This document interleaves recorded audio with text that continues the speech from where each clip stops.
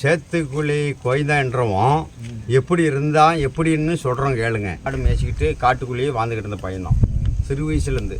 எங்கள் ஆட்டம் ஆளுங்களோட சேர்ந்துக்கிட்டு தான் ஆடு மாடு மேய்ப்பான். அண்ணன் தம்பி அவங்க 5 பேர். 5 பேரில் 5 பேர் பிறந்து என்ன பண்ணான், இவன் எல்லாருமே போய் வேர்ப்பு நாடு சேர்ந்தாங்க. பகுதி பேர் அதில் இருந்தாங்க, பகுதி பேர் வெளியில் போயிட்டானுங்க. இவங்க அண்ணன் தம்பி ஆளுக்கு ஒரு பக்கம் ஆகிட்டாங்களா. கடைசியில் இருக்கும்போது நீ இங்கே இருந்தால் நம்மளுக்கு போலீஸ் கடிப்படி ஆகுது, நீ என்ன பண்ணுற போய் அண்ணனாட சேரு அப்படின்றாரு. யாரு அண்ணா சின்ராஜ்ன்ற ஆள்.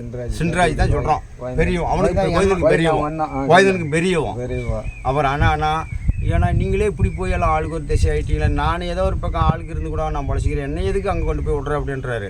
தம்பி இங்கே இருந்தால் உன்னை போலீஸ் விடாது, நீ எந்த வகையிலும் இங்கே இருக்கிறது கூடாது, உன்னை போலீஸ் பிடிக்கும், நீயும் போடா. நாங்கள் அண்ணன் தம்பிகளே காணாத ஒழிஞ்சிட்டு ஓடிட்டு இருக்கும்போது நீ அங்கே இருக்க போகிற, நீ போய் அண்ணனாட சேரு, செத்தாலும் சரி அண்ணனாட பொழைச்சாலும் சரி போய் தான் சேரணும் அப்படின்னு கொண்டு போய் ஒப்படைக்கிறார்.